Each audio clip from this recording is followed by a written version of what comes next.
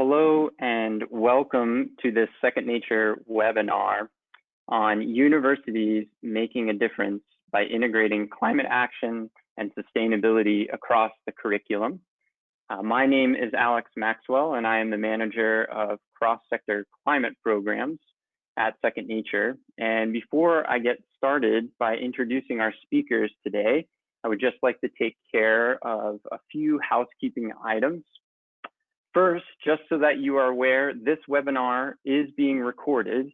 After the webinar, you will receive a link to the recording by email tomorrow, which you can then use to watch the webinar again and, of course, share it with your colleagues.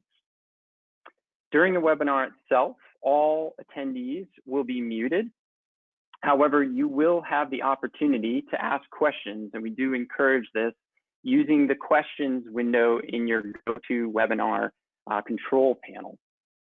Questions will be collected and curated throughout the webinar and then asked of our panelists during the question and answer session at the very end of the webinar.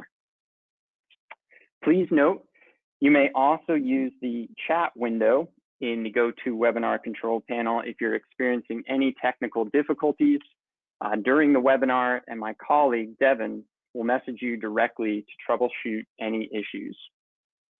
Now, to introduce our panelists. So today, I am excited to be joined by Dr. Brian Henning, Professor of Philosophy and Environmental Studies and Faculty Fellow for Sustainability at Gonzaga University. Dr. Henning runs the Cataldo Project at Gonzaga, which aims to provide students with a fundamental awareness and understanding of the importance of the natural environment and how human activities affect it, and an ethic for responsible stewardship of the planet. I'm also joined today by Dr. Grace Wang, Professor and Department Chair of Environmental Studies at Western Washington University. Dr. Wang leads the curriculum for the Bioregion Initiative at Western Washington, which seeks to work with college and university faculty, as well as leaders and experts throughout the local bioregion to build sustainability and climate action concepts and place-based learning into a wide array of undergraduate courses. And lastly, I'm also joined by Dr. John Robinson, professor at the Munk School of Global Affairs and Public Policy and the School of the Environment, and presidential advisor on the environment, climate change, and sustainability at the University of Toronto. Dr. Robinson leads the campus as a living lab and agents of change initiatives at the University of Toronto that aim to have 1,000 students undertaking sustainability projects with university operational staff, 5,000 more students working on such projects in the community as part of their university coursework, and creation of curricular and co-curricular pathways to have sustainability content made available to all undergraduate students at the university. Now, for our first presenter, Dr. Brian Henning. Wonderful. Thank you so much, Dr. Maxwell. I am so delighted to be here with you. Thank you to you and to Second Nature for having me today. I've got a high-level sort of start. I'd like to start off as a philosopher, setting a little bit of philosophical context for our discussion today. So if I can advance the slide, there we go. So I'd like to start off with a claim made by Daniel Sherman in a 2008 article, Sustainability, What's the Big Idea? In this piece, Sherman argues that for too long, sustainability efforts have been limited to concerns about operations, about the size of our institutions' impact on the environment, and that we need, as educators, to spend more time thinking about how we can put sustainability and climate change into the education that we are providing our students. He thinks that it needs to become a big idea, maybe a central big idea within the academy, and around which we then would center our work as teachers. So we use this as a little bit of a framework for exploring what that would mean for education and higher education in the United States and elsewhere today. So as a philosopher, one of the ways that I think about this is that if we're really going to think about the people that we're helping to bring into the world, we need to think more deeply than just simply how to reduce our impact. We need to think about what exactly it is we're educating students for. Where do we hope to head as societies, as communities?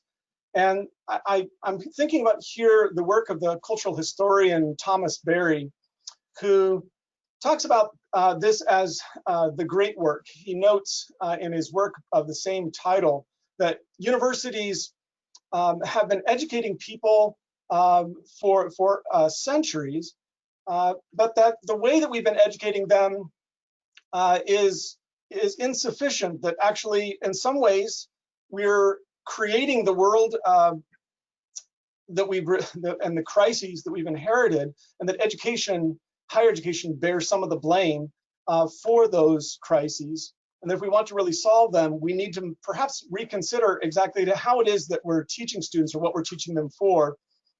He notes here in the second half of this quote that you see that ecology needs to become more central. And I want to clarify, he's not saying the scientific discipline of ecology, but what he means is the idea that humans are embedded organisms within larger ecosystems, and that we need to then spend more time considering how we're part of a larger whole, and the way that we design courses and programs and train students for life after university. He puts this in sort of a wide geological context. He thinks this was before, before Crutzen came up with the idea of the Anthropocene. Thomas Berry was thinking that it was not just the end of the Holocene epoch, but that the end of the Cenozoic era, which started 65 million years ago. He thinks that we're at such a pivotal time, but that we're too often training our students to survive in that, what he calls this declining Cenozoic era, and that we need to reconceive of education in a more dramatic way if we're actually to address the ecological and climate crises that we've created. For him, for Berry, what this means is to, as he puts it, reinvent what it means to be human. What he has in mind by that is to begin to conceive of a form of human life where humans are, as he puts it, a part of an integral, flourishing world where humans would be fully human, but they would be beneficial to the larger ecosystems of which they're a part. To use the phrase from Aldo Leopold, the great conservationist, it would be for us to join the biotic community rather than to be conquerors of it, to be even stewards of it. We should, he thinks, to figure out how to conceive of genuine human flourishing within a genuinely flourishing world, and that universities have a special obligation and a special responsibility where this is concerned. So he thinks that this is what he calls the great work. For Berry, as he puts it, each age will succeed or fail based upon whether the people in that time are willing to take up the great work left to them.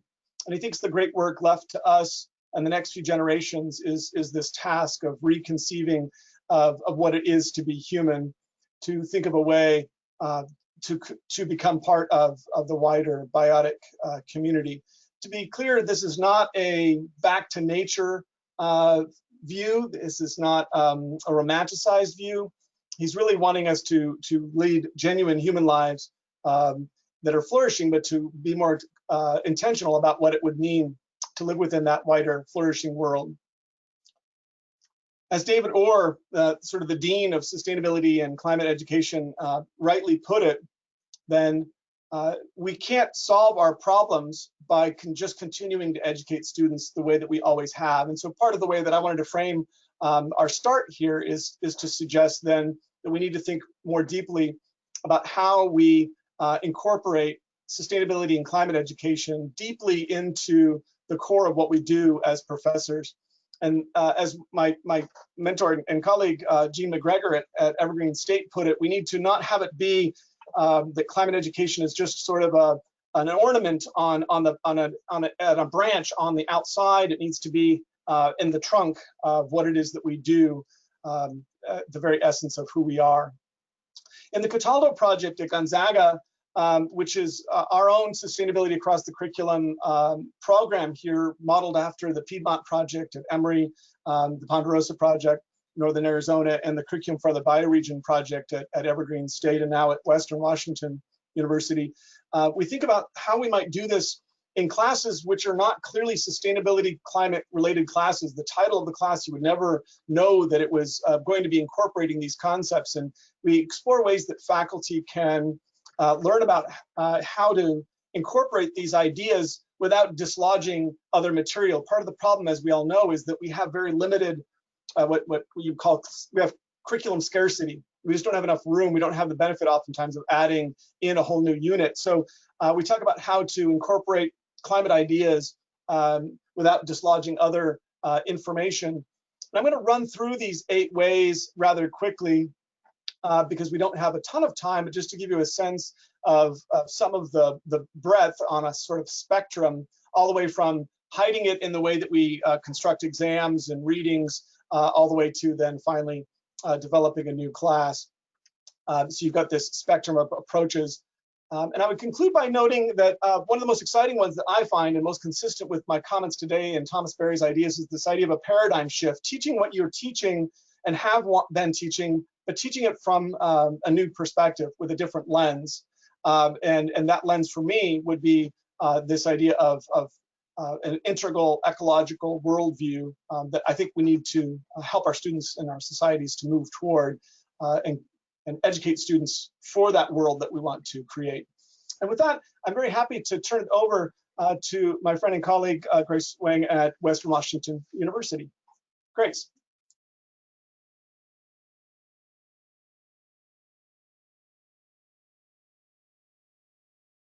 Oh, Grace, I think you're muted.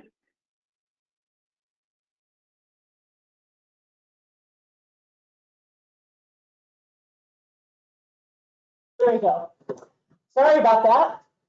Thank you, Brian. And Brian, it was great for you, for me to hear the shout out from you about Dr. Jean McGregor, because I think that certainly here in Western Washington and the Puget Sound, that Jean McGregor has really been a great mentor and teacher for those of us who are passionate and interested in sustainability across the curriculum. So I'm Grace Wang, and I'm a faculty member at Western Washington University and also academic program director for the sustainability program. And I'm sort of sandwiched between the kind of bigger ideas that both Brian Henning and John Robinson are going to be speaking about today, but I really wanted to focus on something that we're really proud of at Western Washington University, and that is a really, I guess I would call it fun. It's a really fun and well-designed minor in sustainability studies. And I really just want to talk about sort of the evolution of how sustainability studies happened at Western for folks who are interested in creating a sustainability minor or sustainability studies minor, and just to reflect upon it a little bit. In preparing for this webinar, I was looking at some old documents, including one that was written in 2011, and the document was a proposal to create a new Institute for Sustainability at Western. And what struck me then at the beginning is Western houses Huxley College of the Environment. Huxley was created in 1969, and it was it's considered to be one of the first interdisciplinary colleges of the environment. And I think the messages that Huxley has taught us at the university and throughout higher ed in Western Washington State has been really the crossing of silos. And that really is what sustainability is about. And many people have heard me tell this anecdote about when they hear that I do sustainability, the first reaction I usually get is, oh, do you teach people how to recycle? And it's, in a broad perspective, what people think about these days when you talk about the lexicon of sustainability. But I always challenge people who ask me this and thinking about it, especially at the curricular level in higher ed, is that sustainability is really about crossing boundaries, interdisciplinary work, and when we designed the minor, we really had this in mind. And it just happens to be luck that as a professor of environmental studies that I head up the academic program. But the reality is, I think faculty in English or philosophy or public policy, they should all have an opportunity to be as involved in sustainability, and that it should not just be an environmental focus. So with that said, with the development of our sustainability program at Western Washington University, our minor in sustainability studies really has this foundation of this great literacy sequence. And it's basically sustainability literacy 1, 2, and 3. Sustainability literacy 1 is taught and housed in the environmental studies department. It's co-taught by myself and my colleague, Lindsay McDonald. And in fact, we got a teaching grant this summer to sort of revamp the course to really focus on the SDGs. And I believe Dr. Robinson is going to talk a little bit about that, but I love the framework of the SDGs. And so we're really excited about focusing literacy and communicating about sustainability through some really action-oriented items through the SDGs. Our second class in the series, which is Sustainability and Literacy 2, is taught in the English department by my colleague, Nicole Brown. And she's a rhetorician, and she really focuses on visual communication and rhetoric. So the class is really fantastic. And what was surprising to me is that it's the only systems thinking course that we have at a pretty large, comprehensive regional university. And taught by an English professor, which I think is just phenomenal because it takes us out of the space as sustainability only being from an environmental field. Our third class, which can be considered a capstone in this sustainability studies minor, is our campus sustainability planning studio. So this is a studio that's offered twice a year. We're on quarters here, so we have fall, winter, and spring quarters. And the sustainability planning studio is really about taking up campus projects that relate most recently to our sustainability action plan. And it really gives students some hands-on experience to identify and address sustainability issues on campus. In recent years, we've expanded a little bit to be community focused, and there's quite a bit of community engaged learning and service learning in that as well. So the literacy sequence is really critical to the way the students might get their experience in sustainability. From a visual and the humanities perspective, we kind of as a sustainability committee really wanted to introduce these visual ideas of design thinking and how design practice really affects everyday life through a diversity of graphic, industrial, and architectural culture. And so we have a sustainability design literacy requirement also, which is either a design 111 class or industrial design. And what's great about this is that both of these courses are GURs, meaning they're general undergraduate requirements, and students can take this as part of an option for university graduation as well. And we went back and forth with a lot of different iterations, but in addition to the literacy sequence and the sustainability design literacy, we thought it was critical that students who graduated with a minor in sustainability studies to complement any other major or program at Western, they needed to have sustainability competencies. And we titled those competencies People, Society and Social Justice, Planet, which is like natural and environmental systems, and finally prosperity, economics and energy. So one can think of this as a triple bottom line. And I've just listed some of the departments that each of these competencies are housed in. For the people, we have an art history class, we have an art and ecology class, global ethics, environmental policy, environmental sociology, ecotourism.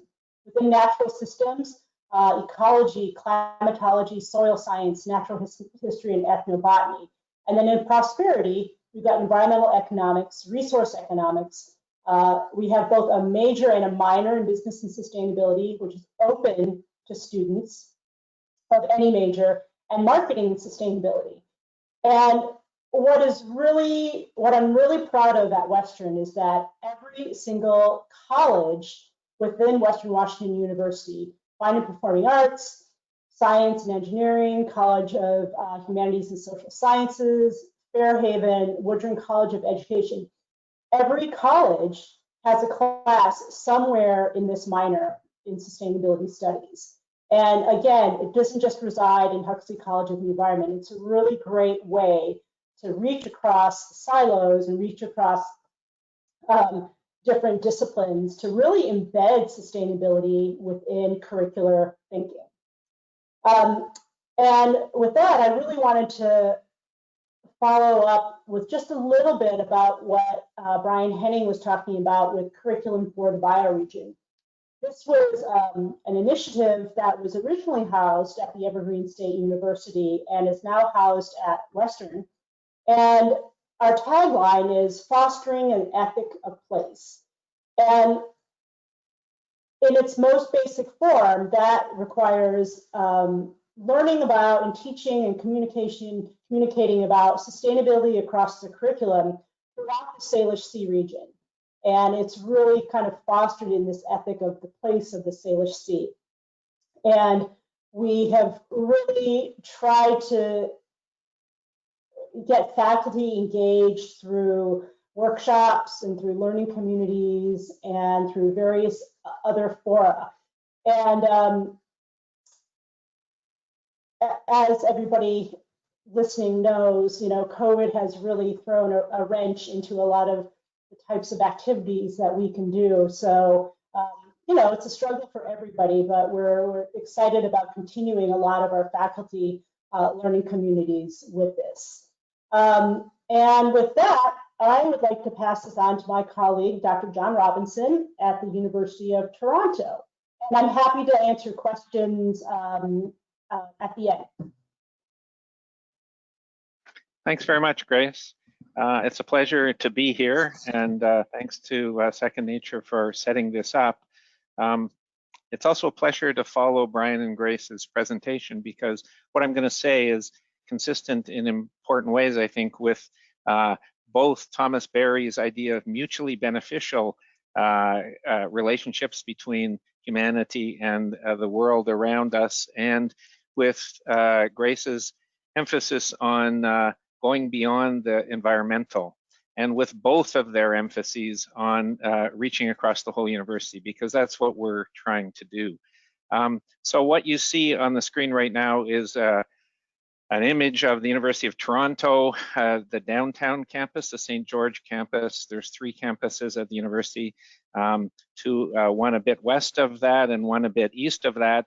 This is the one right downtown, a very urban university, about 90,000 students across the 3 campuses, about 2/3 of whom are in those colored sections.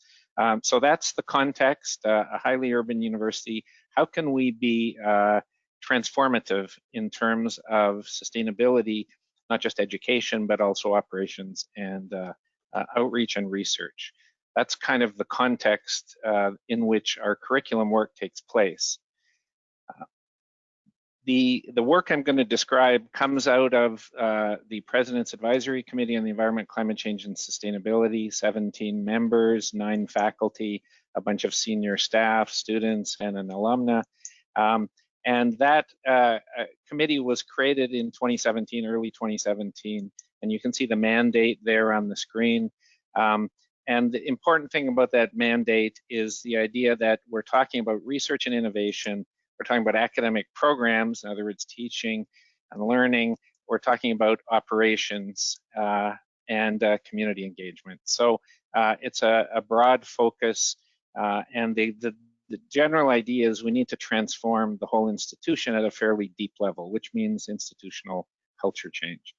The approach we take, which I think is consistent with what you've been hearing from the previous speakers, is very much that sustainability is not just environmental sustainability. In fact, the word was coined in 1981 by Lester Brown, and 1987 made prominent by the Brundtland Commission, precisely in order to broaden beyond a purely environmental focus. And the SDGs, the UN Sustainable Development Goals, illustrate that very clearly, that there's a whole set of interconnected factors that, taken together, govern the way we are in the world. And our argument is that sustainability is not a subject area. It's not a discipline like physics or sociology. It's an ethos, it's a stance, it's a way of being in the world that cuts across every single discipline. Every single field of study, every discipline has sustainability components because every single discipline has to do with how we are in the world in some way. So that's the approach we take. What we add to the SDGs is the idea that we're not just interested in harm reduction and damage limitation, but we're actually interested in making things better, not just less bad, but better. Can we simultaneously improve human well-being and environmental circumstances, environmental well-being? And that's, we think, is the ideal form of sustainability, actions that do both of those two things. I've now lost the button that allows, there we go. The committee is organized into 3 subcommittees. A Campus as Living Lab subcommittee, which is really about turning the whole campus into a kind of sandbox where every single operational decisions about buildings, but also about landscaping, about furniture, about fixtures, about water, about everything are sustainability decisions, as of course they are. Make that explicit, attach students to them all, and create living labs to test out and teach and practice sustainability. The second subcommittee is about university as agent of change in the community, in the many communities in which it exists. So this is about partnerships with the private sector, with the public sector, with civil society, creating living lab-like projects where possible out in various communities. And the third is curriculum innovation. And that's the one I'm going to be focusing on here. And the idea is that it's good to create new programs or degrees or schools or institutes or centers that have sustainability as a central focus, but those will only ever attract a minority of students. They won't be all students of the university. So we need to think about the curriculum across the whole university. We want to reach everybody, not just those who have chosen to focus sort of professionally on sustainability education for their degree program. So we have a lot of meetings of these committees and subcommittees, and we're trying to forge strategies in all 3 areas. But what I want to talk about today really is just the third of those, the curriculum innovation side. And here, our main activity is to propose a 3-level sustainability pathways framework, pathways for students. And these are offered to all students at the university. And we're in the process of implementing this. I'll say a little bit more about that in a minute. But the 3 levels are sustainability citizen, so students who do a certain number of co-curricular activities that have sustainability content, and are recognized as co-curricular activities by the university, will get the designation of sustainability citizen, which will go on the student's co-curricular record. Every student at the university has a co-curricular record that says what they've been doing outside the classroom, essentially, related to their academic interests and program interests. So you can become a sustainability citizen if you do those things. If you do either a minor or a certificate in sustainability, and these are designated and have to be approved at the faculty level, then you will get the designation of a sustainability scholar. That means you've done one of the approved minors or certificates, and that will be recorded on your transcript. And then if you do both of those two things, plus a third component, a designated capstone or community engaged learning course, since we're just starting into this process, we haven't fully determined what that third requirement is, but it'll be something along those lines. You will be given the designation of sustainability leader. Now, the key thing about this is these options are offered to every undergraduate at the university. So the 70,000 undergraduate students at U of T will all be offered the opportunity to become a sustainability citizen, scholar, or leader. The other key attribute of this is we're steering away from the idea of mandatory courses on sustainability. My own view is that mandatory courses are pedagogically problematic, to put it mildly. Students often dislike them intensely. They take them because they have to. And if you really want to turn people off sustainability, one possible way of doing that is by making sustainability courses mandatory. So these are all optional. These are offered to students, and it becomes an empirical question how appealing they are. Obviously, we have to make them as appealing as makes sense, and we actually think there will be a very large uptake, but that remains to be seen. And if that weren't to be the case, then that would lead, obviously, to some reflection about this approach. But that's the idea right now. Now, in order to implement this kind of process, you really need good data. You need to know what is being offered. And so what we've done is created 3 inventories. And just in passing, I want to note that these were done entirely by undergraduate students, and getting undergraduate students involved in this kind of curriculum process, in fact, getting them involved in all 3 areas, living lab and agent of change, is crucial. We should be, wherever possible, leading with our students. The outside world is way less interested in faculty and staff than they are in our students. They're much better ambassadors. They tend to be more engaged. They tend to be want to push things a little farther. So we need to make a concerted effort, I think, to really engage with and lead with our students.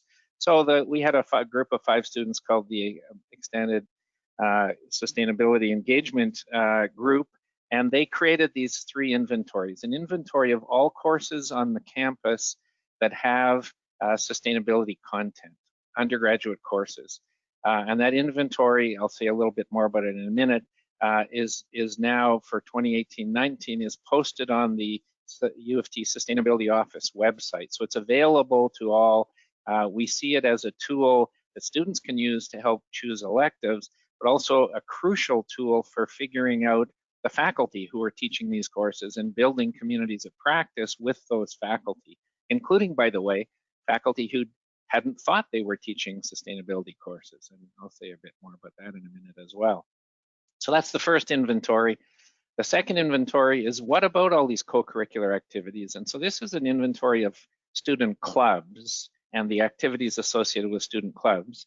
It turns out there are 62 student clubs at the University of Toronto that have strong sustainability focus.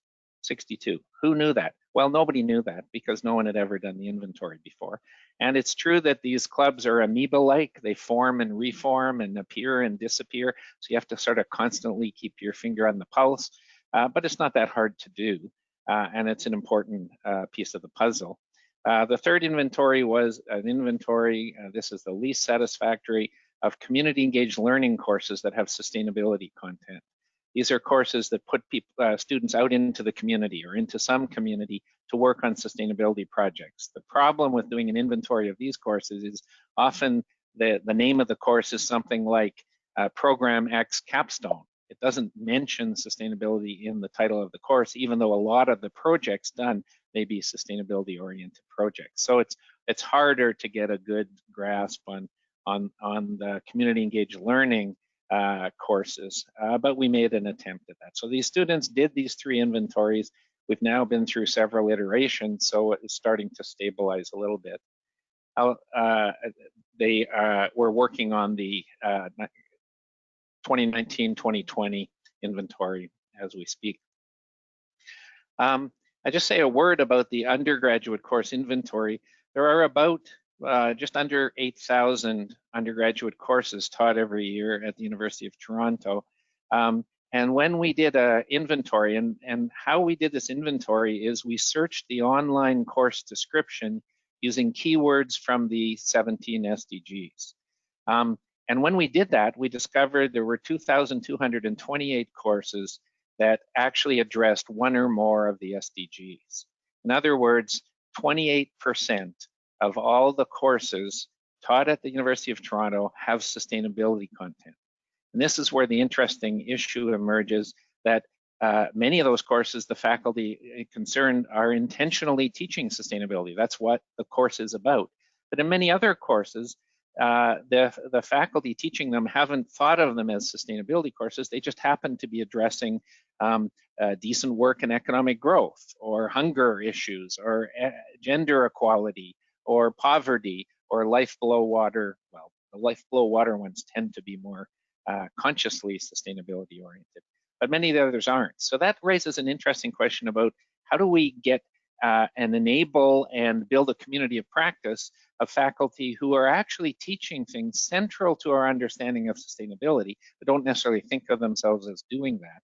I think it's really important to think about that community of faculty and think of ways to allow them to feel part of the community of sustainability without it being some kind of imposition on them.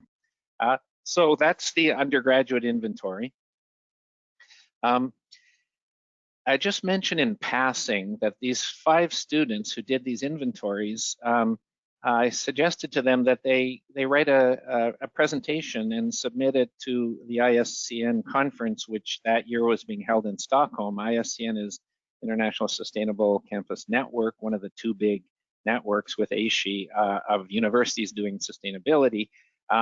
And they did, and it was accepted, and I cobbled together money from various sources, and so the 5 of them were sent off to Stockholm to present their paper. They came back in June, I think it was, and we talked about writing a journal article, and so they did that. That was submitted and published in a referee journal. And then out of the blue last August, we got a letter from the other association, ASHE, saying that their paper had won an ASHE 2019 Campus Sustainability Research Award. So one of the students got to go down to Spokane and have the award presented to him. I mentioned this little anecdote just to illustrate the point I was trying to make earlier. I think there's a huge opportunity to get students, more undergraduate students, way more involved in research issues than they typically are. And to have a referee journal publication, a conference presentation, and an award isn't a typical undergraduate accomplishment, and yet it's there and it's available. And I think we should be trying to do more of that. So how are we doing on trying to make these pathways occur across the university? Well, we have to do it differently in every division. And in U of T, there are faculties, and then there's the 2 other campuses, Mississauga and Scarborough. Each of those is called a division. And you can see in engineering, the certificate's been approved and will be launched in September. In architecture, landscape, and design, the same thing.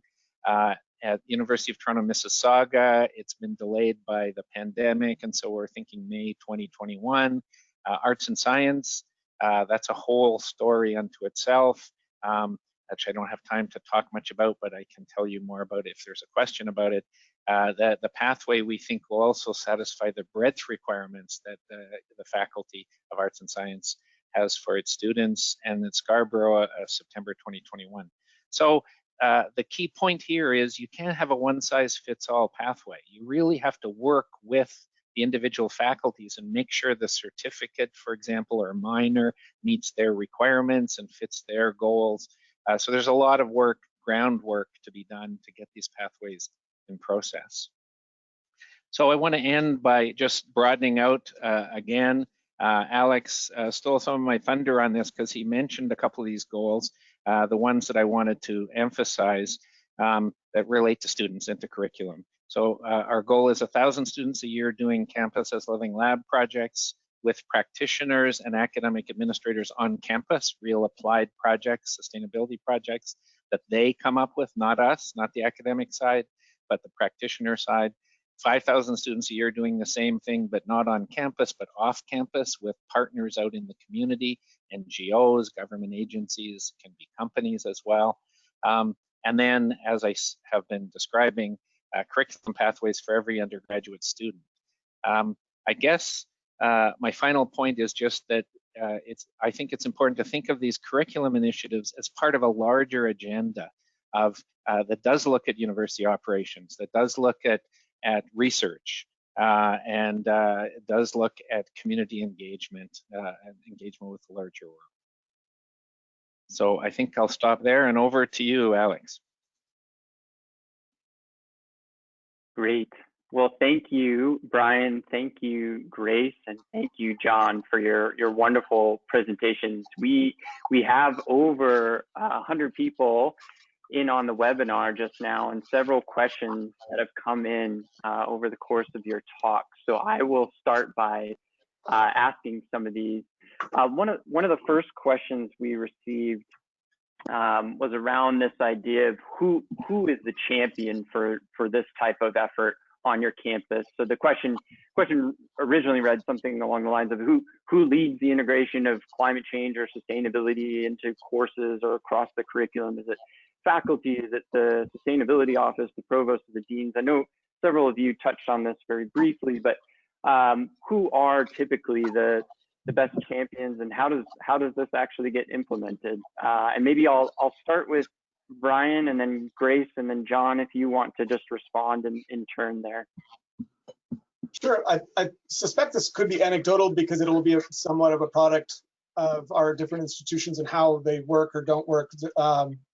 So in our case, curricular development, expanding and exploring these ideas as faculty-led, and by choice and by necessity, to be successful, it needs to fundamentally be seen as coming from the faculty. And we've been lucky to have really strong support from the upper administration, but it needs to also not be seen as their project to be successful, right? So faculty do these things insofar as they're interested, and they are exploring ways of incorporating that into their classes because they want to try to figure out how to do that. And that's, I think, in my experience, the only really effective way of doing curriculum change is to have faculty choose to do it and give them resources to do it well, in my experience. And I would follow up almost echoing what Brian just said, in that at Western, it certainly was grassroots from faculty and staff in terms of wanting to integrate sustainability into the curriculum. But with that said, we've had some pretty reliable support from the Provost's office to support our Sustainability Fellows program, which is it's much like the Cataldo project, based on both the Piedmont and Ponderosa projects. And so I think that we couldn't do that without support from the Provost in terms of stipends, but it really originates with the faculty wanting to incorporate sustainability into their curriculum. So it's a little bit of both, but I would say it's faculty driven with some much needed support from the administration. But I'd be curious to hear what John's perspective is at a really large research-led institution, what it's like, because I think both Brian and I are coming from smaller institutions. So. Yeah, much the same. I mean, there is a class system at universities, unfortunately. And in the end, the English department owns the English curriculum, and no one is going to tell them what they're going to teach. So you have to have buy-in at the departmental level, and you have to have faculty champions, because in general, faculty listen to other faculty more than to anyone else. So I think it is crucial. The leadership from above is really important as well to give some guidance, but it has to be rather gentle, as was suggested. It can't be seen as an imposition, as Brian says. So I think it's much the same, probably, as in your circumstances. Great, thank you for those responses. We have another question here, which is sort of a next steps question, but really in thinking of true integration across the curriculum, across the university. What next steps do you advise for someone who's questioning, how do I move beyond implementing sustainability in an individual course or through an individual major or minor without making it mandatory? How did you establish that buy-in? How are you continuing to pursue kind of pushing it into those far corners of the university where maybe sustainability isn't typically thought of, or even climate action being thought of? Maybe we'll take the question in reverse order. So we'll start with John, and then maybe Grace, you can respond after him, and Brian, if you have any thoughts. Yeah, to me, the key issue is the inventory. The fundamental starting point is who's out there teaching sustainability. And if you don't know that, you don't know who your potential champions are. It's not that everybody teaching such courses is going to spend half their life creating curricular pathways, but they are a community that typically don't know each other, but that nevertheless are delivering sustainability content to the students. So I say do the inventory first before anything, find out who's out there, and then go out and build the relationships almost department by department. I hate to say it. In our case, our committee, we have, as I said, 9 faculty members. So each faculty, we have a champion from that faculty who takes the lead for trying to make a certificate or minor program happen in that faculty. But you've got to get the dean's office on board. You've got to get department chairs willing to do it. There has to be something in it for them, in a sense. And what's in it for them is that students really want this content. And that's, I think, the biggest single factor here. There's a lot of demand for that. Look at the business schools around the world and what's happened in the last 10 years in terms of sustainability in business. It's often a student-led charge. So I think get the student groups, get the student leaders involved, find through the inventory, find the faculty who are teaching it, make a case. I'll give you another example. I mentioned breadth requirements. In arts and science, students have to do courses in fields that are different than the one their major is in or their minors are in, organized in times sort of from deep humanities on one end to physical and natural sciences on the other, 5 different categories. They have to do courses in those. They don't typically like those requirements because they're just forced on them and they don't see the connection to their program. If we can offer a curricular pathway that has sustainability content that meets those requirements, but in a way that shows connection and coherence, we think that would be a very attractive thing for students. It's as a way of meeting those breadth requirements and picking up a certificate or minor in sustainability. So I think appeal to students, make things useful for them, find the champions, and then build the faculty level relations. Thanks, John. I would add to that. I'm not sure how it is at these other at Toronto and at Gonzaga, but one thing that would be really helpful at my institution would be to reduce the barriers for co-teaching. And right now, faculty's course loads, as John had mentioned, pretty typically are owned by the department. And so we have department classes that need to be covered in terms of content. And I would love, as a department chair, I'd love to give people the opportunity to co-teach classes. But that's going to require somebody else taking their other course. And so I think reducing barriers and allowing people to co-teach is also a great way to really double up on different types of disciplines and giving students the opportunity to see these, I guess less of a pathway, but see more of a connection. If you have professors from 2 different departments or colleges who are engaged in sustainability in totally different ways. So I think for my institution, it would be reducing the barriers for that. I want to echo John's point about relationships. I think that's just how the world works and how successful curricular development is going to work. I'd also agree that co-teaching is a wonderful pedagogical technique and just very hard to get approved because it's expensive. The only thing I guess I'd add is to say that for us, showing how central, well, two things: broadening the conception of what sustainability and climate education is. I think we have as Grace kind of hinted in her talk, I think we have a very reductionist, unintentionally reductionist view of what is included under this spectrum, and John referencing the SDGs also, helping our faculty understand just how much of what they're already doing is already included.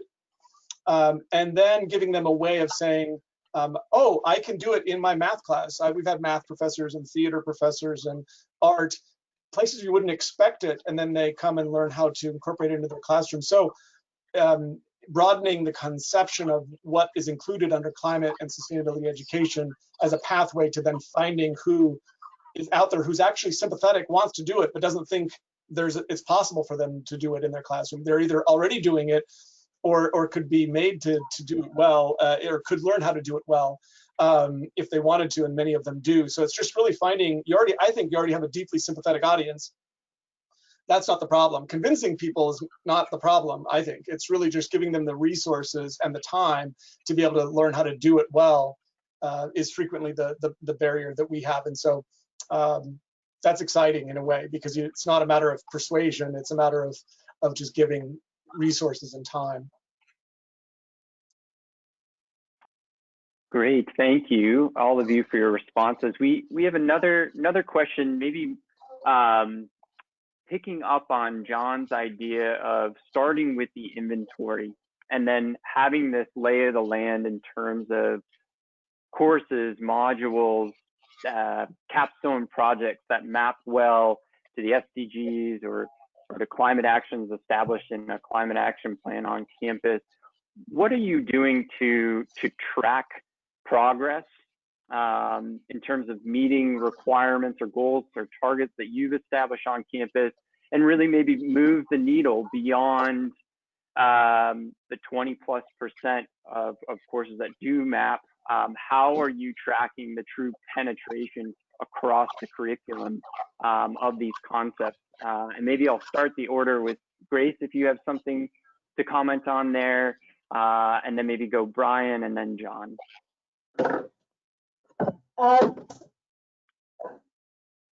I think that's a really good question, Alex, and I'm hesitating because I think, at least at Western, our process of sort of monitoring is pretty young, and I want to see if I can share this.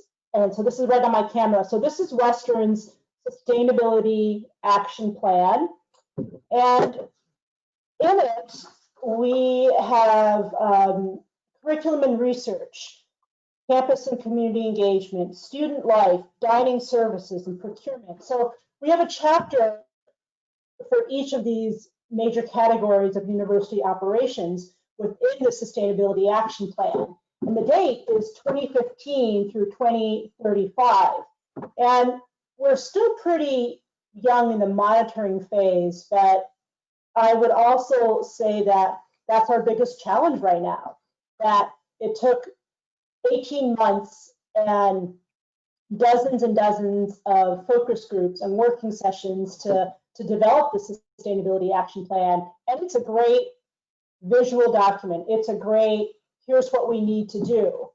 But how are we going to do it is a little bit unknown right now. And this pandemic is certainly putting us in a position where there are even more unknowns. So I'm not really answering your question other than to say, we want to monitor and we want to measure, but how? So, you know, we have things to look forward to. We have key performance indicators, but how we're going to get there is still a little ambiguous.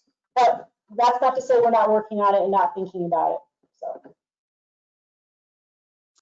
At Gonzaga, we're primarily focused on STARS reporting, which includes number of courses with sustainability content, research being done related to sustainability and programs with learning outcomes related to sustainability, I think, are the three main areas that we focus on. So we try and track that, and doing some of the inventorying that John was talking about. I really appreciated some of his comments and gave me some ideas about how we can maybe improve what we're doing here. In addition to that, I try and each person who participates in our sustainability across the curriculum project, the Catalda project, I ask them to estimate the annual enrollment in their classes that they modify as a result of participating in the workshop. So they say, I have 400 students annually who will be likely taking a class now that will have sustainability and climate concepts embedded in the class. And I keep a running tally. And so although we've only had a relatively small number of our faculty, maybe 10% of our faculty participate, we've got around we've got a really disproportionate. So it's about 40, let's say about 40 faculty have participated so far. And about 4,000 students or non-unique students are annually impacted. So it's a way of showing how quickly it can sort of become part of the student's experience in the university. So it's another way we try and track it, but I'm not satisfied with any of those, to be honest. The fact that the climate action planning process has such clear metrics about reduction in carbon makes it easy for administrators to focus on that. How much are we shrinking our footprint? And so it's incumbent on us, and I don't feel like I've been successful yet in this way, of making clear metrics and clear benchmarks and progress toward them on the academic side, so it doesn't get lost in the very quantitative way in which upper administration necessarily does its work. So very much a work in progress here. Yeah, I guess I'd say three things.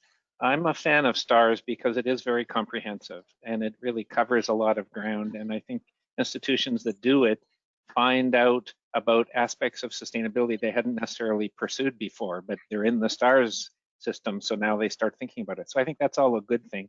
It's very labor intensive. At UBC, we had 70 staff developing our STARS submission, and it took months. So it's not cheap, but it is quite a good overview. The second thing I'd say is on our pathways, there's going to be a simple metric. How many students choose? This is another reason not to do mandatory courses, because you want to see what the reaction is. How many people are choosing to be a scholar or a citizen or a leader? I think that'll tell us quite a lot and should guide our future work. The same thing on the operational side. They're simpler in a way. It's your carbon footprint or your GHG emissions and so on. Those are important indicators. And students really know if you're not doing that as well. You're not walking the talk on the operational front. So I think there are a number of things like that. And in our case, living lab projects and partnerships are things that we can measure, and community engaged learning courses as well. That's the second thing. The third thing is we're starting a university comparison project. We're looking at 10 universities, UBC, ASU, MIT, University of Toronto, of course, Utrecht, Edinburgh, University of Sao Paulo, University of Cape Town, Hong Kong University, and Monash. I think that's 10. I maybe left out one or two. And we've developed a framework, a comparative framework, that's really more about governance and where sustainability is in the system, how it's defined and approached by the university. And so we're trying to develop a bit of a comparative framework. We have students working on 7 of the universities this summer, and we hope to get a report out by the end of the summer. So I think we need to continuously work on the kind of research about evaluating progress and contributing to that as well.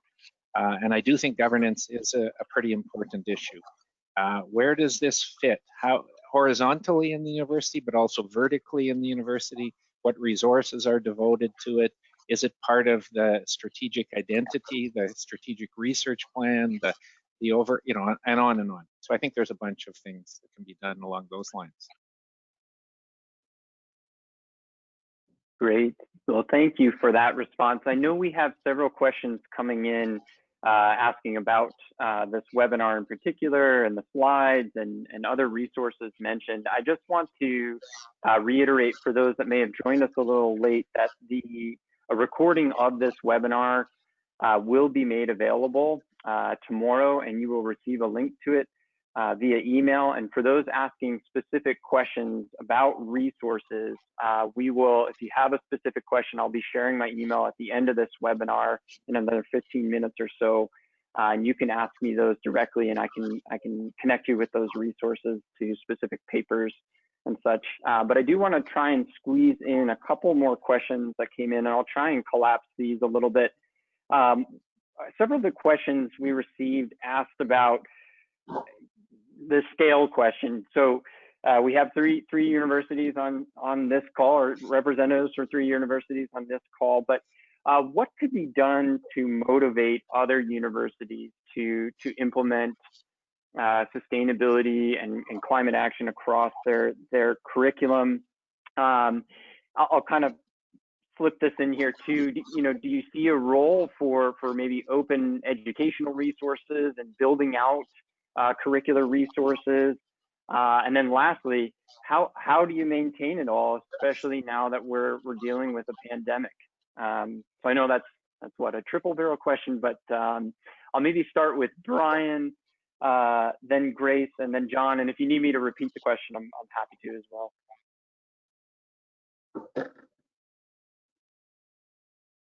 Oh, Brian, I think you may be muted. Apologies. It's bound to happen to me once.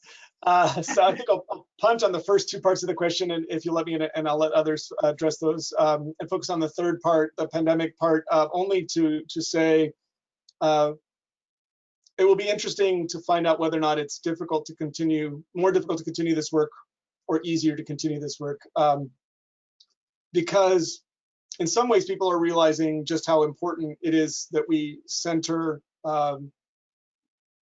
sort of science-based decision-making, the repercussions of ignoring society's deep levels of dysfunction, whether it be race relations, whether it be public health, or whether it be designing and developing societies that would address the climate crisis and move us to hopefully a flourishing human civilization.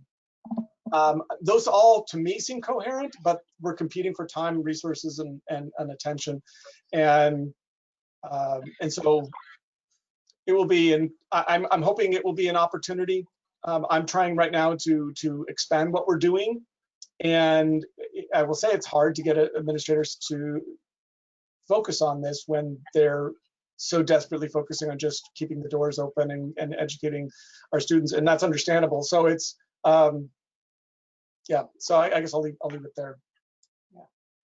And I guess what I would say is I would like to give a shout out to organizations like Second Nature and ASHE, who are offering platforms for faculty and staff to be able to learn more about sustainability across the curriculum, or to remain engaged in sustainability when we're in this really, really crazy time and this crazy dynamic. And I agree with Brian in that I don't know if things are going to get better or worse in terms of getting the message about sustainability education. It will be better or more challenged right now. But I do think that platforms like this really increase faculty engagement. And so, Alex, one of your questions was, how do you engage faculty from other institutions in doing this? And I think we're doing that right now. And I think with programs like at Western, and both Brian and I are involved with HE's Centers for Sustainability across the curriculum, just the outreach to let other faculty in the region know that there are resources and there are point people who can advise or guide or, just listen to questions and answers. I think that in and of itself is helpful. And it goes back to something that all three of us had said about really maintaining and creating these relationships.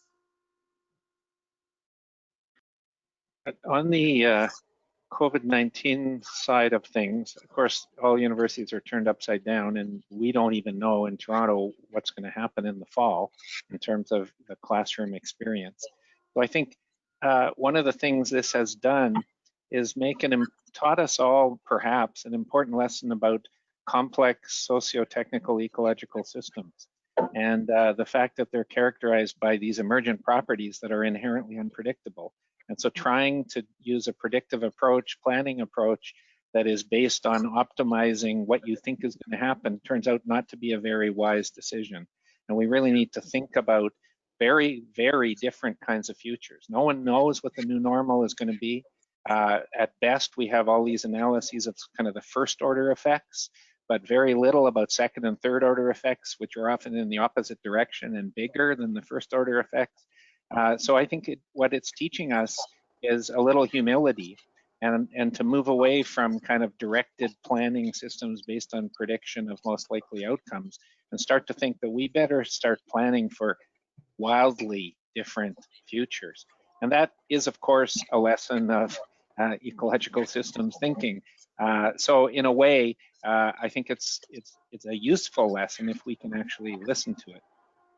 I'm afraid I've forgotten the other two parts of the question, Alex. So I'm not sure how to respond. The other questions about open educational resources and maybe university to university transfer of these types of ideas. If you have anything else to comment there, John. I think it is about the international networks. There is ASHE and ISCN on one hand, but then there's groups like UC3, U7 Plus Alliance, which is mostly European and African and Asian, and GRASFI, the Global Research Alliance on Sustainable Finance and Investment. There's a bunch of these out there, and they are really powerful opportunities to make connections between universities. So I think they can serve a very good function. Great. Well, I think we have time for another question here.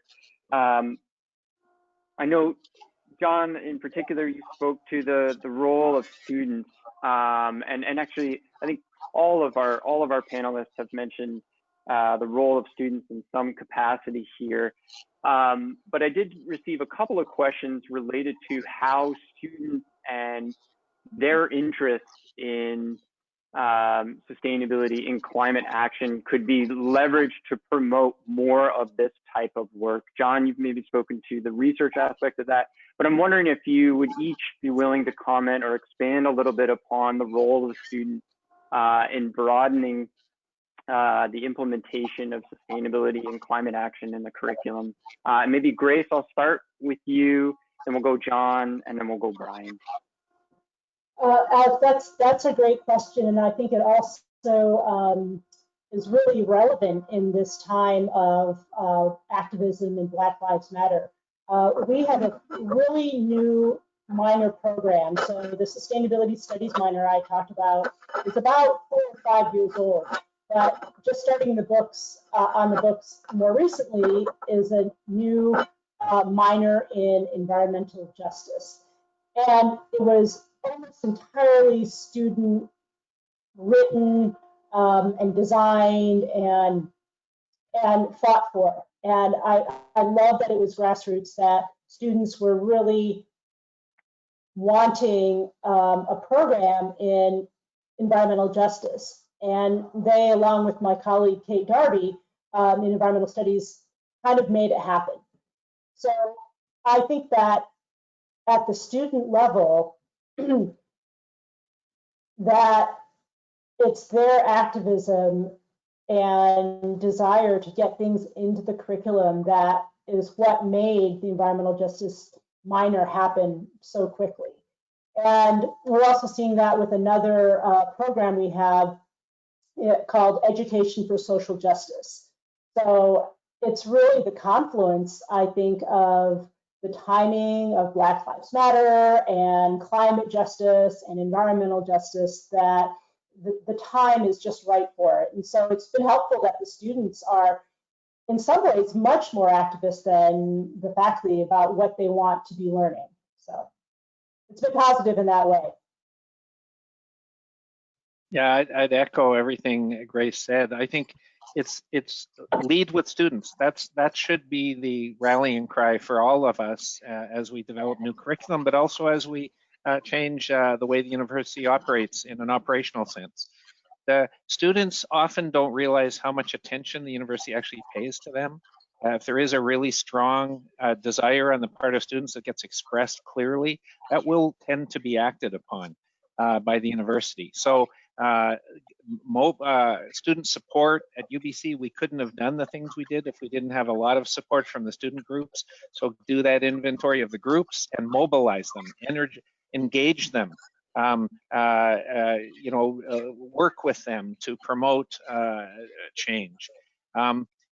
I think it's crucial that students are involved in curriculum innovation, curriculum reform, because they bring a perspective that sometimes as faculty we're not as aware of as we could be. So in our case, we've had our whole Pathways program has been mostly, the fundamental report was written by students. And so it did reflect their understanding. And that's, I think, crucial for success, because if you don't do things that are going to work for students, they're not going to work. And then finally, I think it's really important to develop courses where students are unleashed on sustainability projects in the community or on campus. I did a Living Lab course last year. We had 7 groups of 6 students doing projects for practitioners and administrators on sustainability issues. And they learned a ton about the issue, of course, but also about the real world constraints of trying to do this stuff in the offices of the university. So at the same time, they produced a lot of really useful material that would feed in to the actual practitioner behavior. So I think we should give opportunities for students in courses. We should mobilize the clubs and work with the clubs and the student leaders. We should listen to them on curriculum design and curriculum reform, and basically kind of make use of that incredible energy and enthusiasm and sort of progressive orientation and more radical position that they usually bring to the table. It's neat to see that despite our differences as institutions in size and state and private, that we have very similar views on this. It's kind of exciting to see. I would resonate with what Grace and John have been saying. I would add that for me and for our institution, our students are sort of the conscience of the institution. We're a very mission-driven institution, and the students feel sometimes like they believe in the mission more than they think our administrators do, and they hold them to account for that. I think frequently they see these problems as more intersectional and more interdisciplinary than the faculty are frequently comfortable doing when they're experts in a single field, and that pushes us to be more creative and more interdisciplinary. And so they are conscious and are stiff on our spine to do the work that needs to be done. And so following the students is going to take us in the right direction where this is concerned. Great.